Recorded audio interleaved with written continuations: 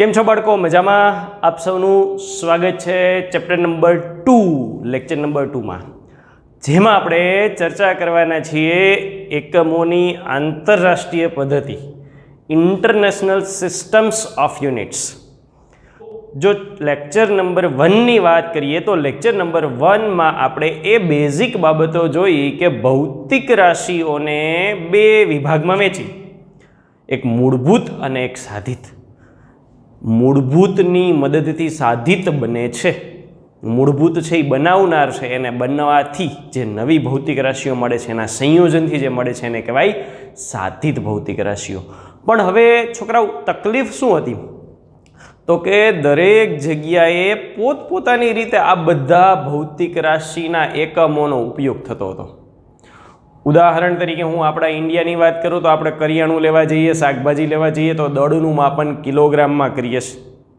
1 kilo બટેટા આપો, 2 kilo બટેટા આપો, 500 ગ્રામ, 100 ગ્રામ, 200 ગ્રામ, આવા મોટા એકમ તરીકે કિલોગ્રામ અને નાના એકમ તરીકે ગ્રામનો ઉપયોગ કરીએ છીએ. પણ આજની તારીખે તમે બ્રિટનમાં જાઓ, બ્રિટિશ કન્ટ્રીઝમાં જાઓ, અમેરિકા US કન્ટ્રીઝમાં જાઓ તો ત્યાં દળનો એકમ પાઉન્ડમાં મપાય છે. પાઉન્ડ 450 પાઉન્ડ એપ્રોક્સિમેટલી થાય, બરાબર છે? તો એ 450 પાઉન્ડ એપ્રોક્સિમેટલી થાય છે, 450 ગ્રામ એપ્રોક્સિમેટલી થાય છે. તો એ પાઉન્ડ અમેરિકામાં વપરાય છે. આપણે તો અહીંયા કિલોગ્રામ ને ગ્રામ વાપરીએ છીએ. હવે જ્યારે ભારતમાંથી કોઈ વસ્તુને આપણે અમેરિકામાં મોકલવી છે અથવા તો અમેરિકામાંથી કોઈ વસ્તુને આપણે ભારત લાવવી છે, ત્યારે અમેરિકાવાળા મોકલશે પાઉન્ડમાં, આપણે અહીંયા સમજશું કિલોગ્રામ અથવા ગ્રામમાં. આપણે અહીંથી કોઈ વસ્તુ ત્યાં મોકલીએ છીએ તો આપણે મોકલશું કિલોગ્રામ અથવા ગ્રામમાં, અને એ લોકોને માત્ર પાઉન્ડની ખબર છે અને કિલોગ્રામ ગ્રામની નથી ખબર. તો એ જે અસમંજસો હતી એ જેમ જેમ આંતરરાષ્ટ્રીય વ્યાપાર ડેવલપ થયો, વધ્યો, બે દેશો વચ્ચે વિનિમય પ્રક્રિયા ચાલુ થઈ, એક દેશ પોતાનામાં થતી વસ્તુ બીજા દેશને આપે અને બીજા દેશ પોતાને થતી વસ્તુ અન્ય દેશોમાં શેર કરે. તો આ જે પ્રક્રિયાઓ છે એમાં ખૂબ અડચણો ઊભી થતી. કોઈ એક એકમમાં માપીને મોકલે ને આપણને અહીં એકમ ખબર ના હોય, અહીંથી આપણે કોઈ એકમમાં કોઈ જથ્થો મોકલીએ અને સામેવાળાને એકમ ખબર ન હોય. આવી ઘણી બધી માથાકૂટો થતી હતી. આ માથાકૂટો થતી હતી. દરેક દેશના વૈજ્ઞાનિકો વર્ષો સુધી માપન માટે અલગ અલગ એકમ પદ્ધતિનો ઉપયોગ કરતા. હવે અમેરિકામાં સંશોધન થાય તો ઇન્ડિયાવાળાને સંશોધન સમજવું હોય તો ત્યાં એને અલગ એકમમાં કર્યું, અહીંયા આપણે કંઈક અલગ એકમમાં કર્યું હોય. આવી ઘણી બધી તકલીફો, ઘણી બધા પ્રશ્નોના નિવારણ હેતુ થોડા વર્ષો પૂર્વે જે એકમ પદ્ધતિઓ ઉપયોગમાં લેવાતી હતી એની આપણે વાત કરીએ તો થોડા વર્ષો પૂર્વે એકમ પદ્ધતિ ઉપયોગમાં લેવાતી હતી, એમાં 3 બાબતોને પ્રાધાન્ય અપાતું હતું. એક લંબાઈ, બીજું દળ અને ત્રીજું સમય. શા માટે? એનું પણ કારણ છે. આ 3 જ ભૌતિક રાશિઓ શરૂઆતના સમયમાં, કાયમ માટે નહીં, પ્રારંભિક સમયમાં આમની જગ્યા હતી. ત્યાં શા માટે? તો કે ત્યારે મનુષ્યનું જે જીવન હતું ને એ જીવનની જરૂરિયાતની વસ્તુઓનું માપન આવા એકમ મુજબ થતું હતું. એની જરૂરિયાતો બહુ ઓછી હતી. એને કાંઈ તે સમયે મોબાઈલની રેમ માપવાની જરૂર નહોતી, મોબાઈલની રોમ માપવાની જરૂર નહોતી, કેમેરાનો લેન્સ કેટલા પિક્સેલનો છે એ જોવાની જરૂર નહોતી, કેટલી ફોકલ લેન્થનો છે એ જોવાની જરૂર નહોતી. એની જરૂરિયાત જ નહોતી. એની જરૂરિયાત જે હતી એ પ્રમાણે 3 જ ભૌતિક રાશિ અને એના સંદર્ભિત એકમોની જરૂરિયાત ઊભી થઈ. કારણ કે મૂળ કોઈ પણ મનુષ્ય જ્યારે શરૂઆતમાં ઇતિહાસ તમે વાંચો કે માનવ જીવનની શરૂઆત થઈ તો એની શરૂઆતનો ભાગ ખેતીથી, કૃષિ પ્રક્રિયા, કૃષિથી આવે છે. ધાન, ધન્ય, કઠોળ આવા જુદા જુદા ખાદ્યાન્ન પદાર્થો કૃષિ દ્વારા ઉગાડવામાં આવે અને એની વિનિમય થાય, આપલે થાય. એટલે એ જથ્થો છે એના માટે દળ ભૌતિક રાશિ અને એના એકમની જરૂરિયાત ઊભી થઈ. પછી સામાન્ય માપનની જરૂરિયાત ઊભી થઈ, એટલે એને અનુરૂપ લંબાઈ આવ્યું અને દિવસ, રાત અને દિવસો માપવા માટે સમય. સમયનો એકમ માત્ર સેકન્ડ જ નથી, મિનિટ, કલાક, દિવસ, વર્ષ, આ બધા સમયના એકમો છે. તો આવી બેઝિક જરૂરિયાતને અનુલક્ષીના 3 ભૌતિક રાશિ, લંબાઈ, દળ અને સમય, આ 3 ભૌતિક રાશિની જરૂરિયાત પડી અને એના એકમો વ્યાખ્યાયિત કર્યા. એટલે એમના માટે પ્રારંભમાં મૂળભૂત એકમો વ્યાખ્યાયિત કરવામાં આવ્યા અને એના મુજબ એકમ પદ્ધતિ. એવી એકમ પદ્ધતિમાં પેલી લેવામાં આવે છે CGS. CGS, C for centimetre.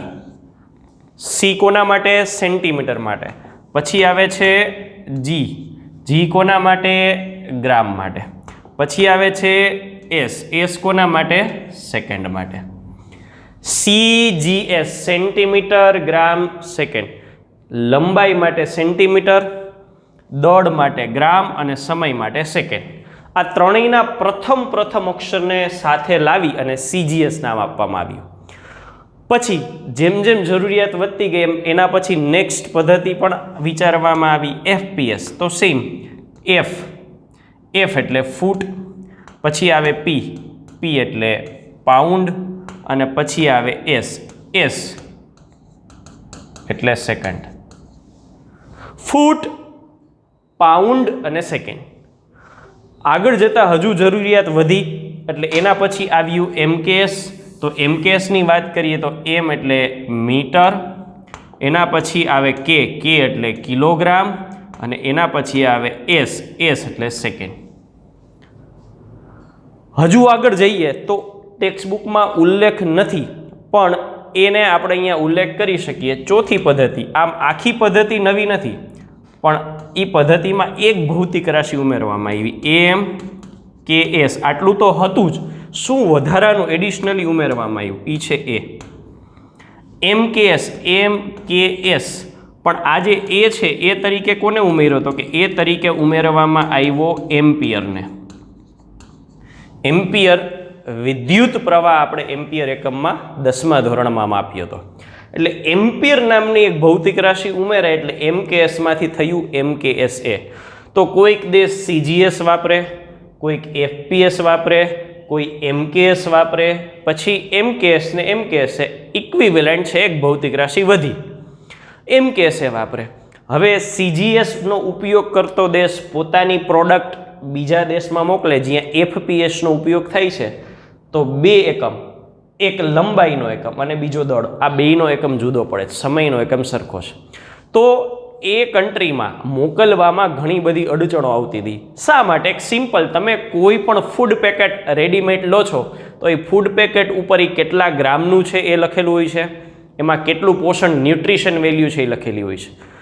100 ગ્રામ, 200 ગ્રામ, 300 ગ્રામ, 500 ગ્રામ, 1000 ગ્રામ એટલે કે 1 કિલોગ્રામ. હવે એ જ પેકેટ જો USAમાં મોકલવું હોય ને તો ત્યાં ગ્રામમાં મોકલશે ને તો ત્યાંના લોકોને તકલીફ પડશે, કારણ કે એ લોકો તો પાઉન્ડ એકમથી ટેવાયેલા છે.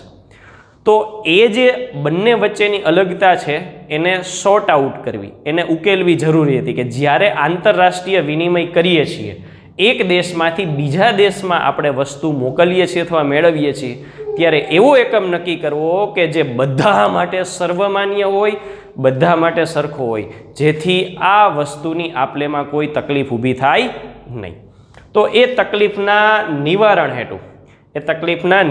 હેતુ જે સિસ્ટમ વ્યાખ્યાયિત કરવામાં આવી છે, સિસ્ટમ ઇન્ટરનેશનલ બધા દેશોએ ભેગા મળી અને એક નવી સિસ્ટમ નક્કી કરી જેનું નામ આપ્યું સિસ્ટમ ઇન્ટરનેશનલ. ટૂંકમાં બોલાય છે એનો સિસ્ટમનો S અને ઇન્ટરનેશનલનો I, SI. સિસ્ટમ ઇન્ટરનેશનલ ડીયુનાઇટ્સ એટલે ફ્રેન્ચ ભાષામાં આંતરરાષ્ટ્રીય એકમ પદ્ધતિ. ડીયુનાઇટ્સ આ ફ્રેન્ચ ભાષાનો શબ્દ છે, બરાબર. આને આવું બોલાય ધી યુનિટ. ફ્રેન્ચ ભાષાનો શબ્દ છે, એનું આપણે યોગ્ય અંગ્રેજીમાં ટ્રાન્સલેશન કરવાની જરૂર નથી. આની બદલે આપણે આવું કહી શકીએ કે યુનિટોની, એકમોની આંતરરાષ્ટ્રીય પદ્ધતિ શું, અને એ ફ્રેન્ચ ભાષામાં આંતરરાષ્ટ્રીય એકમ પદ્ધતિ નક્કી કરવામાં આવી અને પછી આખી દુનિયાએ આંતરરાષ્ટ્રીય સ્તરે દુનિયાના દરેક દેશોએ સ્વીકારી એટલે આમને ટૂંકમાં શું કહેવામાં આવે છે? SI. તો SI આવ્યા પહેલાં ટેક્સ્ટબુક પ્રમાણે 3, આમ ટોટલ 4 એકમ પદ્ધતિઓ આવી: CGS, FKS, MKS. CGS, FPS, MKS આવી 3 પદ્ધતિ પછી ચોથો આપણે ઉલ્લેખ કરીએ છીએ એ કયો છે? તો કે MKSA. આના પછી 5મી સિસ્ટમ ઇન્ટરનેશનલ નામની પદ્ધતિ આવી જે દુનિયાના દરેક દેશોએ સ્વીકૃત રાખી કે આપણે આંતરરાષ્ટ્રીય રીતે કોઈ પણ દેશ એકબીજા સાથે વિનિમય કરે, કોઈ પણ પ્રકારના પદાર્થની આપ-લે કરે તો આપણે આના મુજબ જ એકમોનું પાલન કરવાનું રહેશે. અને આ એકમોનું પાલન કરીએ એટલે એકબીજા દેશો વચ્ચે કોઈ પણ પ્રકારની તકલીફ ઊભી થાય નહીં. એટલે સંકેત અને એકમોના સંકેતાક્ષરો સાથે સિસ્ટમ ઇન્ટરનેશનલને 1971 આ માત્ર આપણી જાણકારી માટે છે ને, યાદ રાખવાનું નથી. તોલમાપ સંસ્થાની સામાન્ય સભા, કોઈ પણ વસ્તુ છે ને એની ઇન્ટરનેશનલ લેવલે એક કમિટી હોય, સામાન્ય સભા, જનરલ એસેમ્બલી કહેવાય આને, બરાબર. એકમ નક્કી કરતી જે કમિટી છે, જે વૈશ્વિક સંસ્થા છે, એને 1971માં પોતાની સામાન્ય સભામાં આ રજૂ કરવામાં આવી. પછી એવું નક્કી થયું કે વૈજ્ઞાનિક એટલે વિજ્ઞાનને સંબંધિત સંશોધનો થાય ત્યાં ટેકનિકલ કોઈ મશીન હોય એના માટે આપણે લખ્યું હોય. ધારો કે તમે બલ્બ લો ને, તો બલ્બ પર લખેલું આવે કે આટલા વોટનો 9 વોટનો બલ્બ છે, આટલા એમ્પિયર પર ચાલે છે, આટલા વોલ્ટેજ પર ચાલે છે. તમે જોજો કોઈ પણ નાનું કે મોટું ઇલેક્ટ્રિકલ ડિવાઇસ લો ને એટલે એની ઉપર લખેલું હોય કે આટલો પાવર લેશે, આટલા વોલ્ટેજ લેશે, આટલા પ્રવાહ લેશે. એ ટેકનિકલ થયું. ઔદ્યોગિક ઇન્ડસ્ટ્રીયલ લેવલે અને વ્યાપાર ક્ષેત્ર, આ તમામ ક્ષેત્રે કોઈ પણ ફિલ્ડ હોય બધાએ એસઆઈ એટલે કે સિસ્ટમ ઇન્ટરનેશનલ જે સિસ્ટમ છે એમાં જે એકમો છે એનો જ ઉપયોગ કરવો, જેથી કોઈ પણ બે દેશો વચ્ચે ક્યાંય સમજવામાં અગવડ ઊભી થાય નહીં. અને એને કારણે એસઆઈ એકમોમાં દશક પદ્ધતિનો ઉપયોગ કરવો પડે. દશક પદ્ધતિનો ઉપયોગ થતો હોવાથી આ પદ્ધતિ અંતર્ગત એકમોના રૂપાંતરણો ખૂબ સરળ અને સુવિધાભર્યા છે. તમને એમ થશે દશક પદ્ધતિ એટલે શું? તો એક ઉદાહરણ આપું. ધારો કે હું લખું છું કે ભાઈ કોઈ એક પદાર્થની લંબાઈ 1 મીટર છે. હવે 1 મીટર મેં લખીને કયો એકમ છે? તો કે MKSI કહેવાય, અને એ પાછળથી એસઆઈમાં સમાવવામાં આવ્યો. MKS મીટરમાં લખું તો 1 મીટર, પણ CGSમાં લખવું હોય તો ત્યાં સેન્ટીમીટર છે, તો મારે આને શું લખાય? 100 સેન્ટીમીટર એટલે 10² સેન્ટીમીટર. તો આ દશક, 10ના ગુણાંક, 10ના ગુણાંકમાં પદ્ધતિ નક્કી કરી. આવો બીજો એક લેવું હોય તો ધારો કે દળ છે એ 1 કિલોગ્રામ, તો 1 કિલોગ્રામ એટલે શું થાય? 1000 ગ્રામ. 1000 ગ્રામ એટલે 10³ ગ્રામ. 10ના ગુણાંકમાં આનો ઉપયોગ થાય. મોટો જવાબ આવે તો પણ આપણે એને 10ના ગુણાંકમાં નાનો કરી શકીએ, નાના જવાબને આપણે 10ના ગુણાંકમાં મોટો કરી શકીએ, 10 વડે ગુણીને અથવા 10 વડે ભાગીને. મોટા ભાગના રૂપાંતરણો આ પ્રકારના છે કે 10 વડે ગુણીને અથવા 10 વડે ભાગીને આપણે એકમાંથી બીજા, બીજામાંથી ત્રીજામાં ફરી શકીએ, એકમ પદ્ધતિમાં બદલાવ કરી શકીએ. તો એ જે કારણ છે એને કારણે એ ખૂબ સુવિધાભર્યો છે કે રૂપાંતરણ કરવા માટે મીટરમાંથી સેન્ટીમીટર ફેરવવાનો નિયમ શું? કે 2 વખત 10 વડે ગુણી નાખો. કિલોગ્રામમાંથી ગ્રામમાં ફેરવવાનો નિયમ શું? તો કે 3 વખત 10 વડે ગુણી નાખો. દશકની પદ્ધતિનો ઉપયોગ થાય છે એટલે આ રૂપાંતરણો ખૂબ સહેલા છે. તો એને કારણે એનો ઉપયોગ પ્રભાવી બન્યો, બધાને ઉપયોગ કરવાની સરળતા રહી. હવે આપણે એ જે એકમો છે એસઆઈ એકમો એનો અભ્યાસ કરીશું.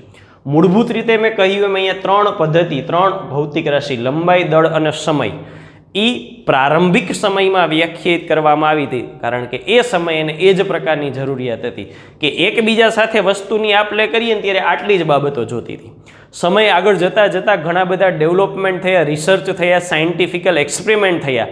તો આ બધા વૈજ્ઞાનિક છે, ટેકનિકલ ક્ષેત્રો, ઇન્ડસ્ટ્રીયલ અને વ્યાપાર. વ્યાપાર તો હતો જ, કારણ કે કૃષિ લેવલે જે ઉત્પાદન થઈ એકબીજાની આપ-લે કરતા હોય છે. આપણે ગુજરાતમાં કહીએ ને કે પાડોશી સાથે વાટકી વ્યવહાર છે. વાટકી વ્યવહાર આ શબ્દ સાંભળ્યો છે, ન સાંભળ્યો હોય તો ઘરે મમ્મીને પૂછજો, ખબર પડી જશે. વાટકી વ્યવહાર એટલે શું? તો કે આપણે જનરલી કોઈ પણ કુટુંબ છે એ આપણા પૂર્વજો એકાદ પેઢી આગળ જાય એટલે આપણા દાદા છે એ ક્યાંક ને ક્યાંક ખેતી સાથે સંકળાયેલા હોય. તો એવું થતું હોય કે આપણે ત્યાં ઘઉં અને ચણા વાવ્યા હોય તો બાજુવાળાએ મગ વાવ્યા હોય, તો આપણી ઘરે ઉત્પન્ન થયેલા ઘણા ઘઉં અને ચણામાંથી આપણે અમુક ઘઉં અને ચણા બાજુવાળાને આપીએ કે હાલે ભાઈ તે નહોતા વાવ્યા ને એટલે તું આ રાખ. અને એને મગનું ઉત્પાદન કર્યું છે, એની વાડીમાં મગ ઉગ્યા છે એટલે એ પણ થોડાક મગ આપણને આપે. આ વાટકી વ્યવહાર છે, એક પ્રકારનો વિનિમય જ થયો ને. આપણે કંઈક આપ્યું ને એને આપણને કંઈક આપ્યું, એ વાટકી વ્યવહાર, વિનિમય, વ્યાપાર.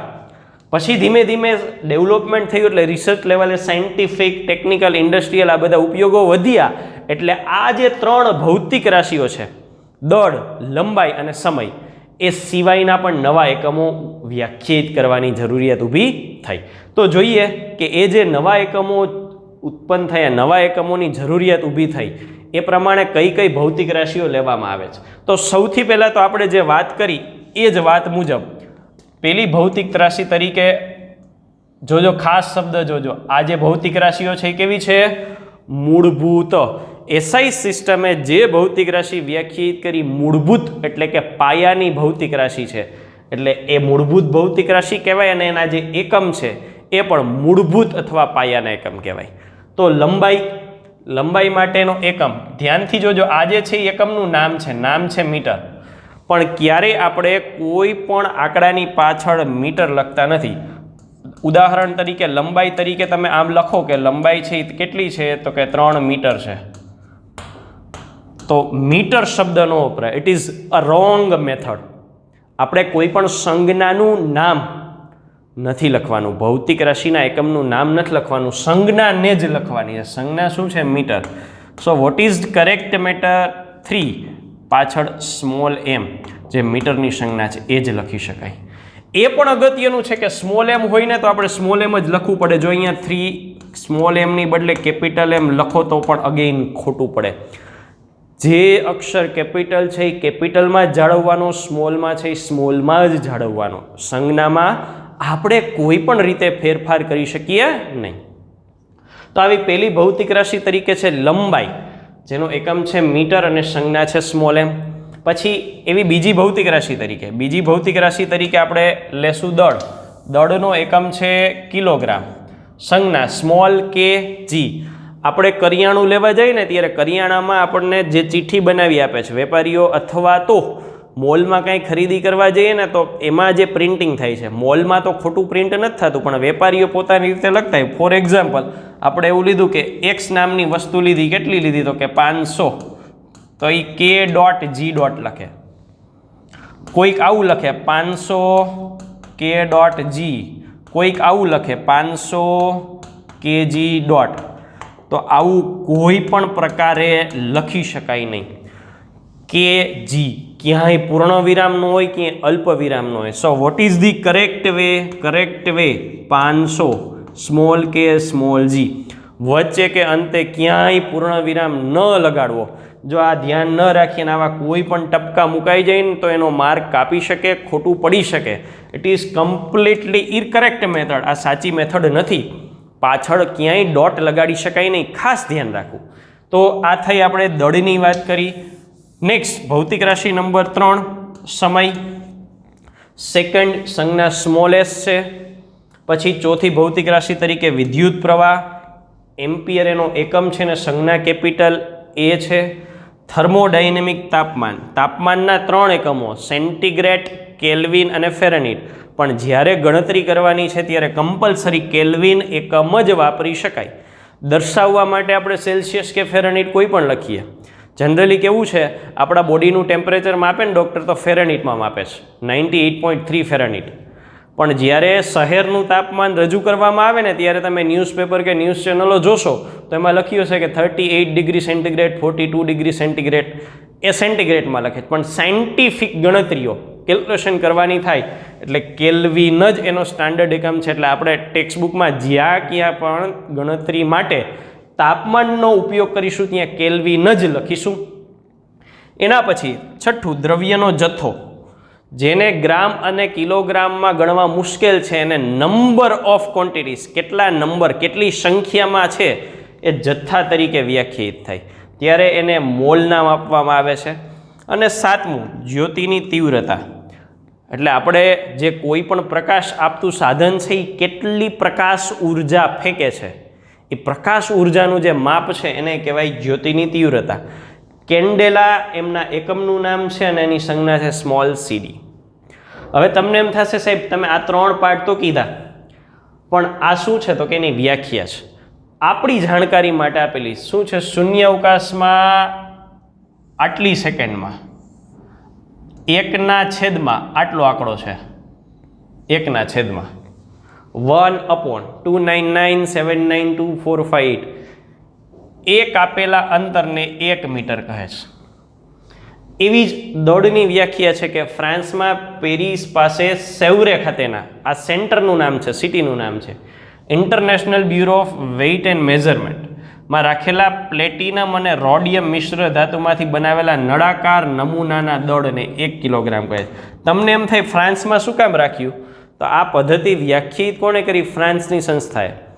એ સંસ્થાએ 1 કિલોગ્રામ માટે એક નમૂનો રાખી દીધો છે. આ નમૂનો જેમાં સમય સાથે કોઈ પણ ફેરફાર થતો નથી એવી રીતે પ્રિઝર્વ રાખેલો છે. એટલે કોઈ પણ પ્રિઝર્વ રાખેલા નમૂનો એ છે એ જથ્થો 1 કિલોગ્રામ કહેવાય. તમને એમ થાય કે મારું 1 કિલોગ્રામ સાચું છે કે નહીં, મારું વજનનું સાચું છે કે નહીં, તો સાચી ખબર ક્યાંથી પડે? તો કે ફ્રાન્સ જઈ અને આની હારે તમારે એને તોલવાનું, બે સરખું થાય છે કે નહીં એના પરથી તમને ખબર પડે કે આ સાચું છે કે નહીં. એવી રીતે સમય માટે સીઝિયમ ક્લોકનો ઉપયોગ થાય. સીઝિયમ પરમાણુ છે 133 એનો પરમાણુ ભાર છે. એની ધરાસ્થિતિ એટલે ઉત્તેજિત ન હોય. યુરેનિયમ જ્યારે રેડિયોએક્ટિવ વિકિરણો ઉત્સર્જે એટલે કે અણુબોમ્બ ફૂટે ને તો એ સક્રિય કહેવાય, અને ફૂટ્યા વગર પડ્યું હોય ને તો નિષ્ક્રિય કહેવાય. તો એ નિષ્ક્રિય હોય એને ધરાસ્થિતિ કહેવાય. એમાં 2 અતિ સૂક્ષ્મ ઉર્જાના સ્તરો. હવે આ શબ્દો છે એ તમારા માટે ઉપરથી બાઉન્સ સર્જાશે. શું કામ? તો કે ઉર્જા સ્તરો આપણે ફિઝિક્સમાં સ્ટાન્ડર્ડ 12થમાં ચેપ્ટર નંબર 13માં ભણવાના છે. તો એમની વચ્ચે ઇલેક્ટ્રોન સંક્રાંતિ એટલે એક જગ્યાએ બીજી જગ્યાએ જવું, એમાં ઉત્સર્જિત વિકિરણો. આ ઉત્સર્જિત વિકિરણો પણ આપણે આ જ વખતે 12થમાં ચેપ્ટર 11માં ભણવાના છે. દોલનો 11થમાં ચેપ્ટર 14માં ભણવાના છે. માટેના સમયગાળાને 1 સેકન્ડ કહે. ટૂંકમાં આ બધી બાબત અહીંયા ફિઝિક્સ લેવલે જાણકારી માટે આપીશ. આ કોષ્ટક છે એમાં નીચે જોશો તો સ્પષ્ટ લખેલું છે, કોષ્ટકમાં દર્શાવેલા મૂલ્યો યાદ રાખવાની કે પરીક્ષામાં પૂછવા નહીં. યાદ રાખવાનાય નથી ને પરીક્ષામાં પૂછવાનાય નથી. અહીં ખાલી તમને માહિતી આપવા માટે ઘટનાનો ઉલ્લેખ કર્યો છે.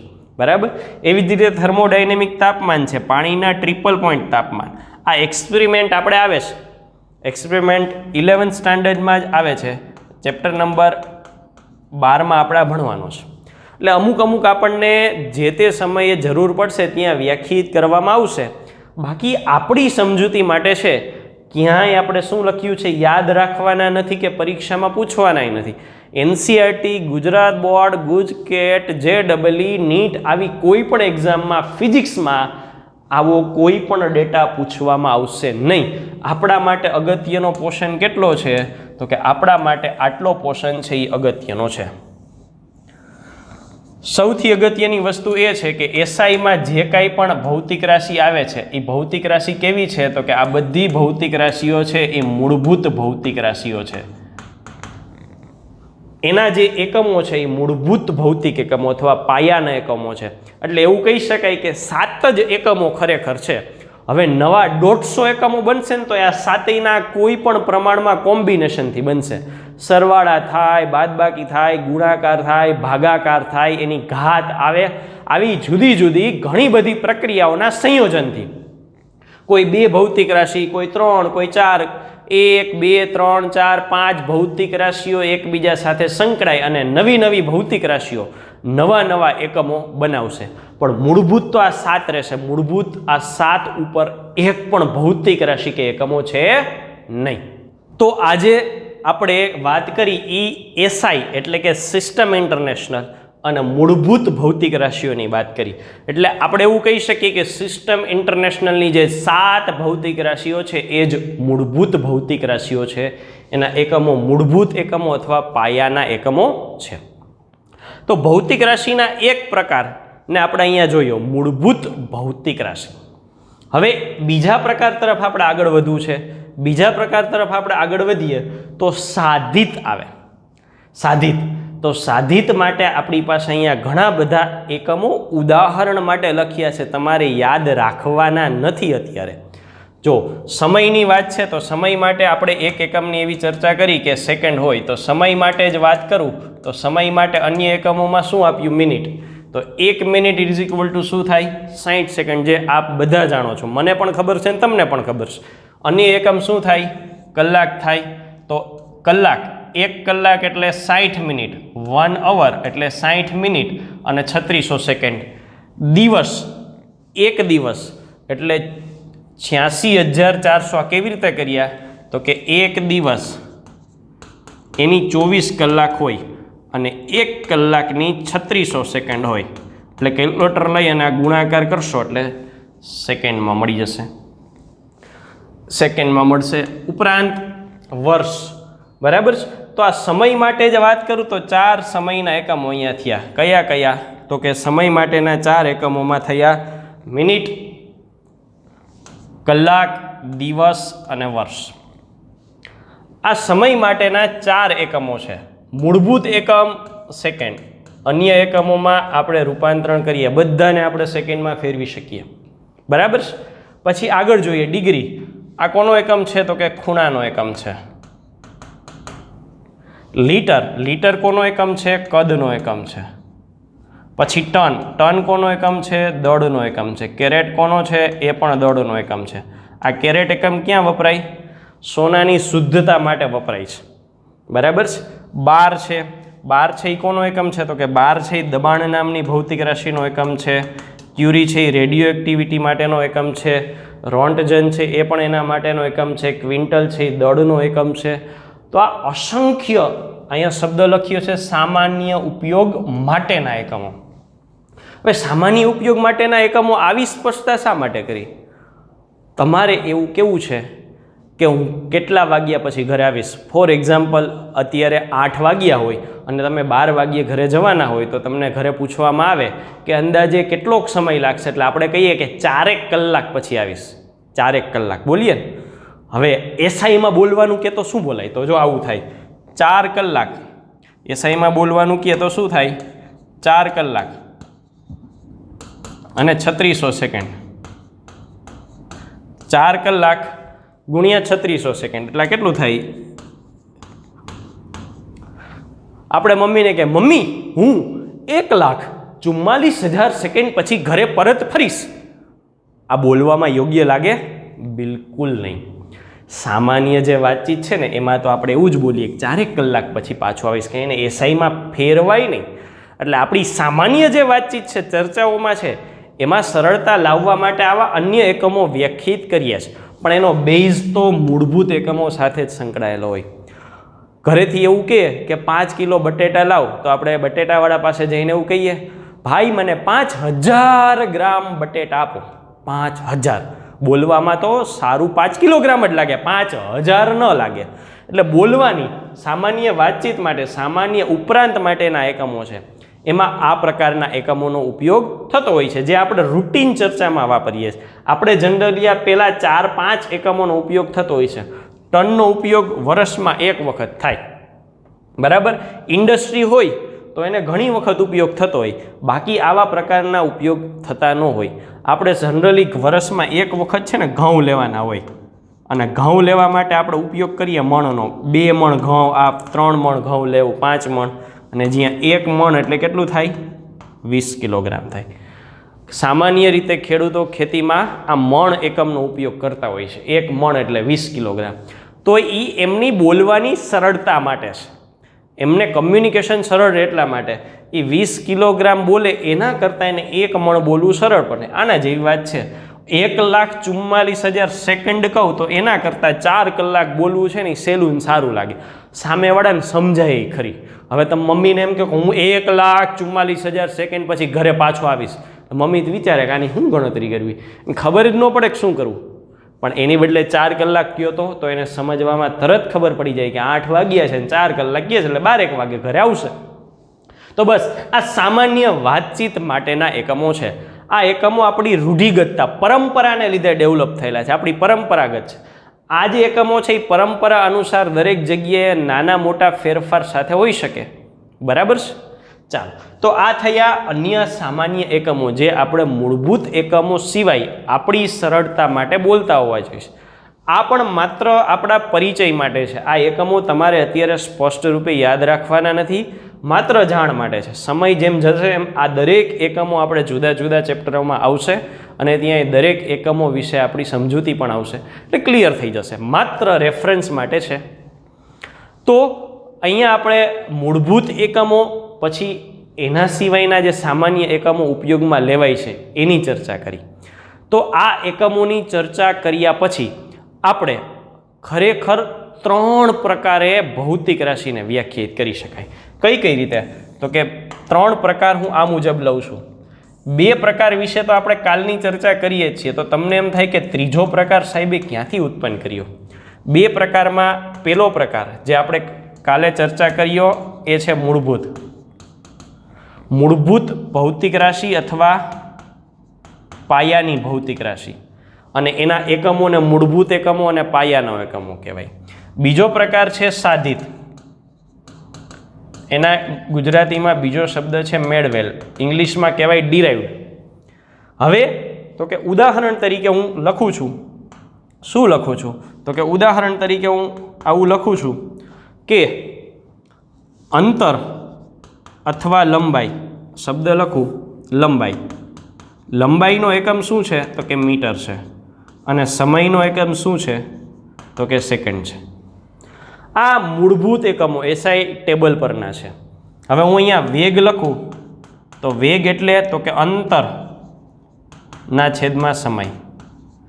અંતર એટલે એક પ્રકારની લંબાઈ જ થઈ, એટલે મીટર પ્રતિ સેકન્ડ. આટલી આપણને સમજૂતી છે કે આ મૂળભૂત એકમો છે અને લંબાઈ અને સમય મૂળભૂત ભૌતિક રાશિઓ છે. એ બંનેના કોમ્બિનેશનથી વેગ નામની ભૌતિક રાશિ બેયના મળવાથી બની, એટલે એને સાધિત ભૌતિક રાશિ કહેવાય. અને એકમ મીટર પ્રતિ સેકન્ડ નવો છે, પણ સાવ નવો નથી, એ આ બેના કોમ્બિનેશનથી બનેલો છે. કોમ્બિનેશન તો ઘણા હોઈ શકે, એમાં મીટર આપણને ખબર છે, સેકન્ડ ખબર છે, એટલે આને સાધિત એકમ કહેવાય. મૂળભૂત ભેગા મળીને સાધિત બનાવે, અથવા સાધિતમાં દરેકને છૂટું પાડો ને તો એ મૂળભૂત હોય. મીટરને છૂટું પાડો તો એ મૂળભૂત છે, સેકન્ડને છૂટું પાડો તો મૂળભૂત છે.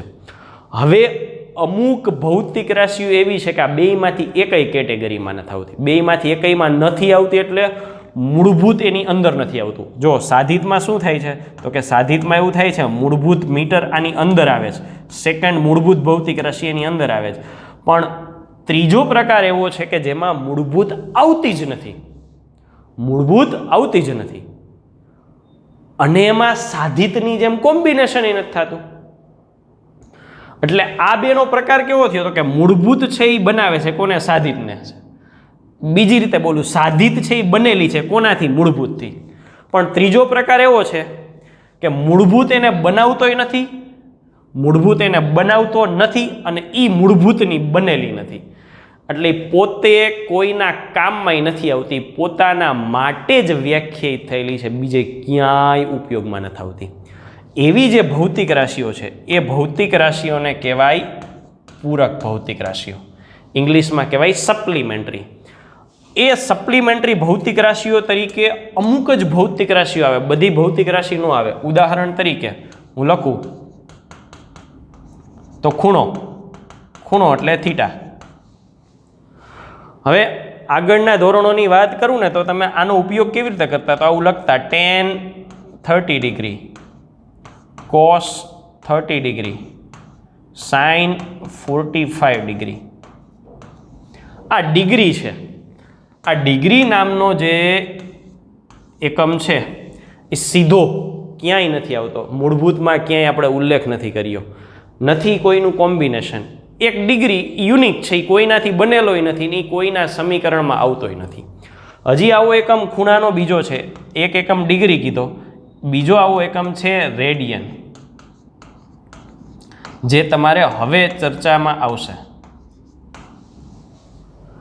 તો આ રેડિયન એકમ પણ એવો છે કે મૂળભૂતના લિસ્ટમાં 7 ભૌતિક રાશિના લિસ્ટમાં આવો કોઈ એકમ જ નથી આવ્યો કે આ રેડિયન, એમાં એક પણ શબ્દ, એક પણ અક્ષર એવો નથી દેખાતો કે એ મૂળભૂતમાંથી આવેલો હોય.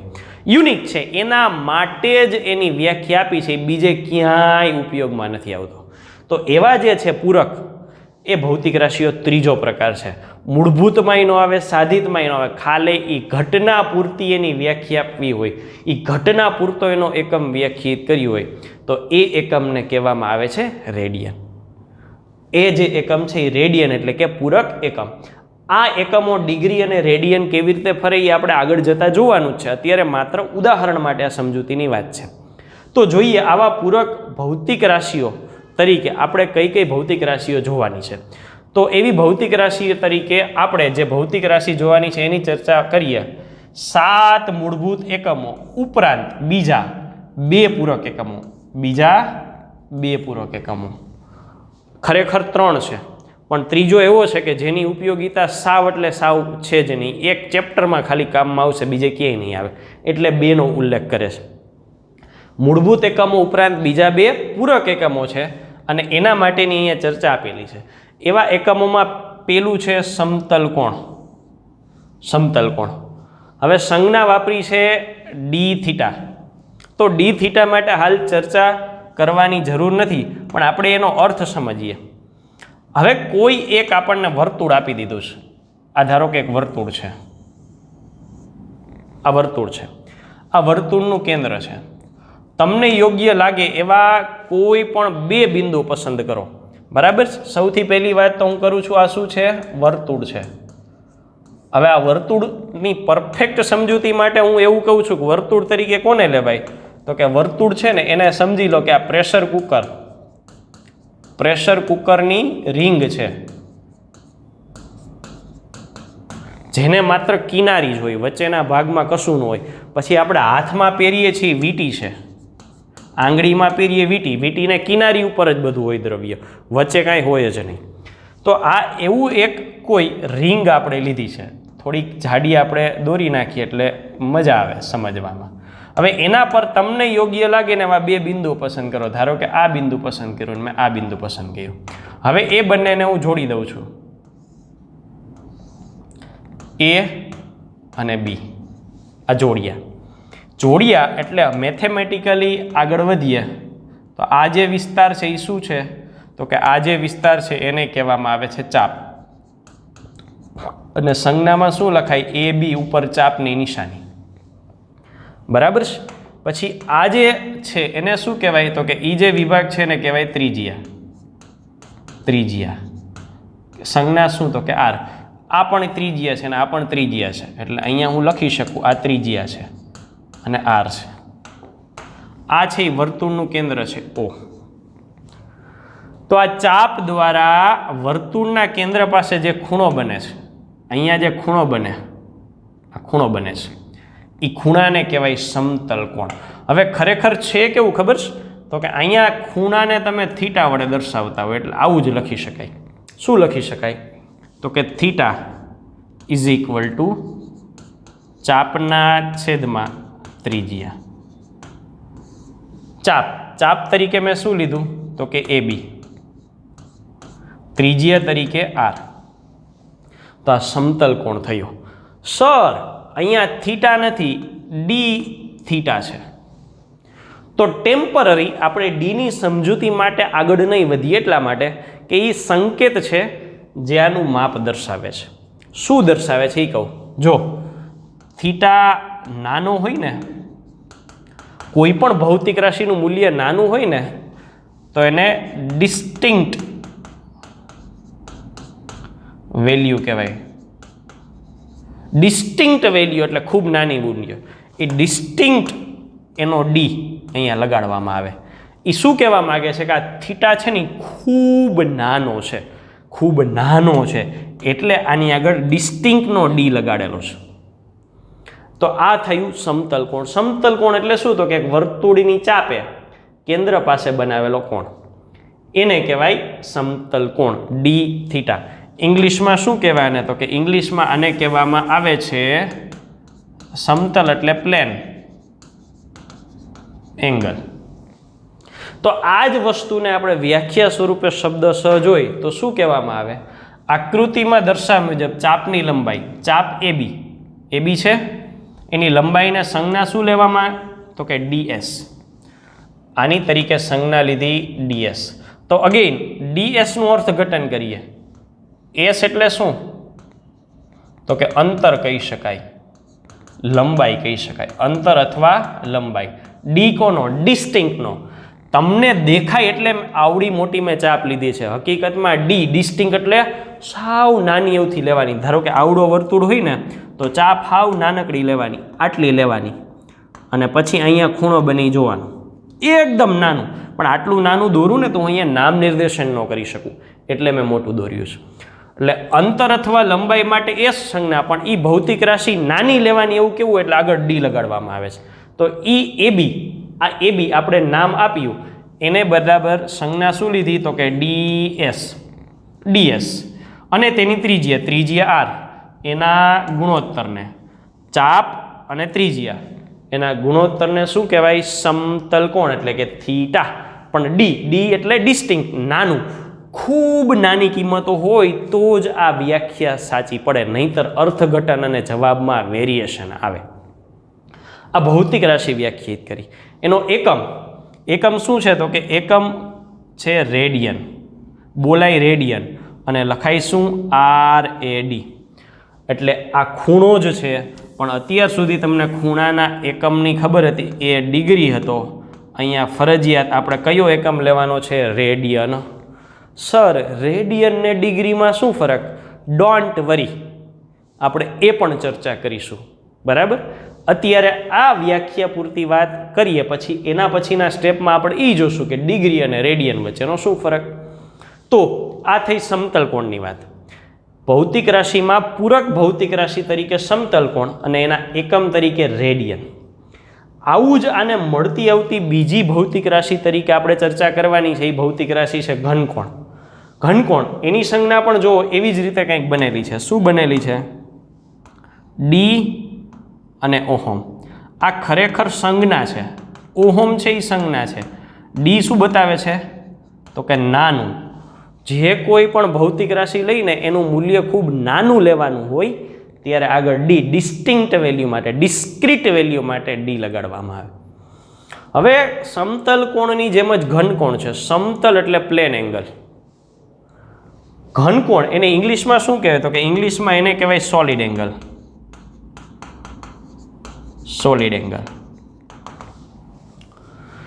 જો આ બોર્ડની ખાલી વાત કરું ને તો આમાં બે અક્ષ છે, એક્સ અક્ષ અને વાય અક્ષ અથવા દ્વિપરિમાણ છે, 2D છે.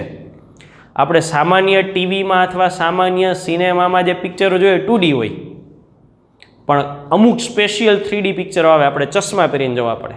3 ડાયમેન્શન હોય, એક્સ, વાય અને ઝેડ. તમને આખું 3D વ્યૂ દેખાય એ પ્રકારના હોય ને હકીકત આખી દુનિયા 3D છે, 2D નથી. તો 3D આ વર્તુળ છે ને એ 2D છે. એટલા માટે મેં શબ્દ લખ્યો પ્રેશર કુકરની રિંગ અને વીટી, તમને ક્લિયર થાય કે 2D એટલે શું. જમવાની થાળી છે ને એ 2D જ છે. તો 3D ઘનકોણ વ્યાખ્યાયિત કરવા માટે 3D એટલે શું? ફૂટબોલનો બોલ છે ને એ 3D કહેવાય. બધી બાજુ રિંગ થાય, ઊભી કરી શકાય, આડી કરી શકાય, ત્રાસી કરી શકાય. પ્રેશર કુકરની રિંગ આમ હોય ને તો એમ જ રહી, અને તમે આડી ન લઈ શકો, તમે ફેરવી નાખો જુદી વાત છે. દડામાં તો ફૂટબોલના બોલમાં તમે જ્યાંથી જુઓ ને ત્યાં રિંગ બને. તો એ ફૂટબોલનો બોલ છે એ 3D કહેવાય, એ ગોળો કહેવાય. આને રિંગ કહેવાય અને એ ગોળો કહેવાય. તો પૃથ્વી છે એ પણ ગોળો છે, કારણ કે બધી બાજુથી ગોળાકાર છે. તો એવો કોઈ ભાગ લઈએ, એ ફૂટબોલનો બોલ ગોળો લેવાનો. આ ગોળો છે, 3 ડાયમેન્શન બતાવવું હોય તો હું આવું દોરી શકું કે આ 3D બોલ છે. આ શું છે? ગોળો છે. આ ગોળામાંથી કોઈ પણ એક ભાગ કાપી નાખો. ગોળામાંથી શું કરો? કોઈ પણ એક ભાગ કાપી નાખો. ધારો કે હું ઉપરનો ભાગ કાપી નાખું છું. આટલો ઉપરનો ભાગ કાપી નાખો, જોજો ધ્યાનથી, આટલો ભાગ કાપી નાખો. એટલો ભાગ કાપી નાખો એટલે એ ભાગને હું છૂટો પાડું તો કેટલો થાય? આ કાપી નાખો એટલે 4 ખૂણા થયા, 1 2 3 અને 4. હવે એક પથ્થર લ્યો, એની સાથે ચારેયને દોરીથી બાંધી દો. 1 2 3 અને 4. પેરાશૂટ જોયું છે ને? પેરાશૂટ, બસ એ પેરાશૂટની જ વાત છે. પેરાશૂટ કેવું હોય તો કે આપણને આ રીતે દેખાય. આ પેરાશૂટ છે.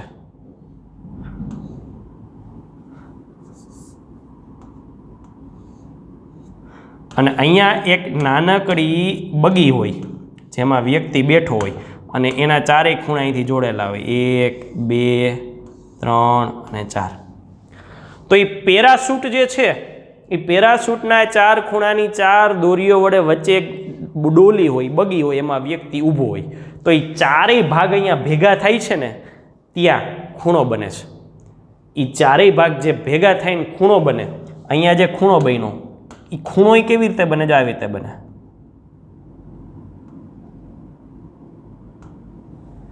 તો એ જે ખૂણો બને એને કહેવામાં આવે છે ઘનકોણ.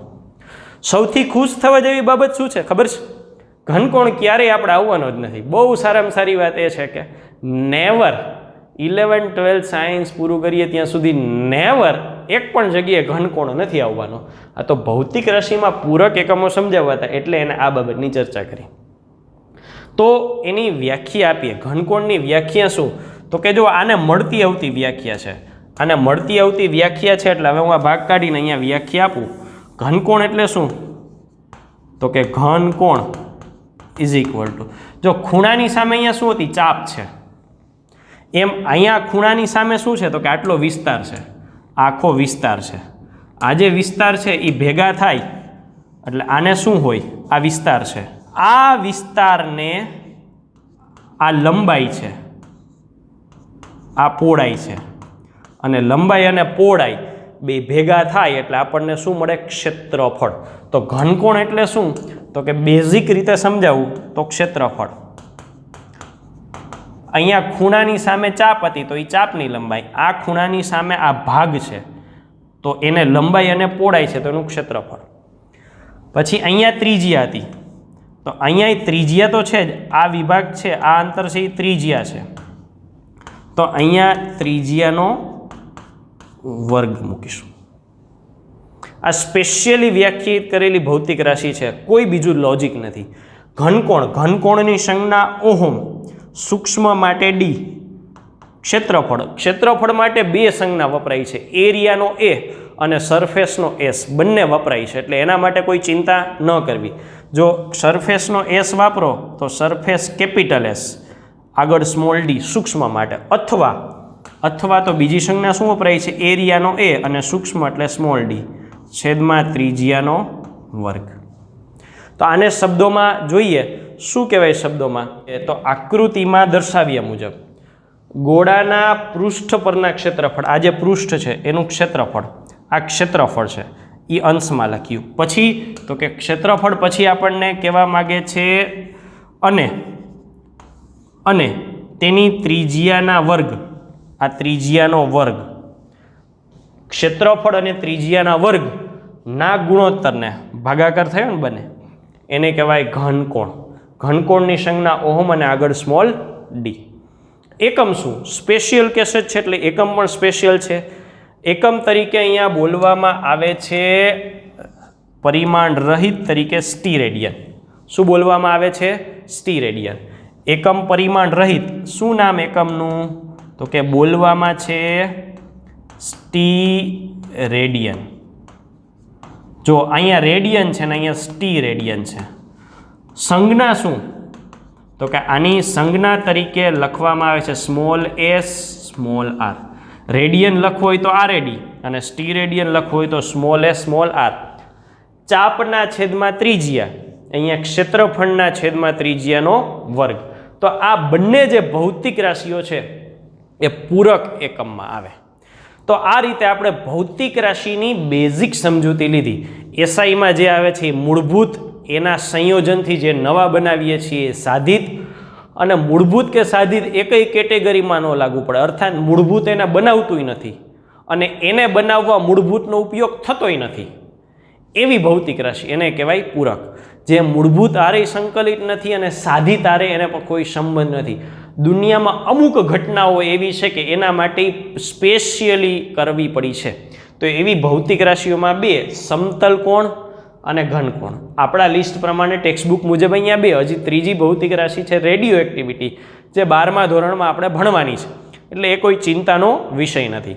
તો આ સાથે આપણે અહીંયા આંતરરાષ્ટ્રીય લેવલે એકમ પદ્ધતિઓ સાથે સંલગ્ન ચર્ચાઓને આપણે અહીં પૂર્ણ કરીએ છીએ. ફરી પાછા નેક્સ્ટ લેક્ચરમાં આગળના સરસ મજાના ટોપિક સાથે મળશું. ટિલ ધેટ ગુડ બાય, આવજો, થેન્ક યુ.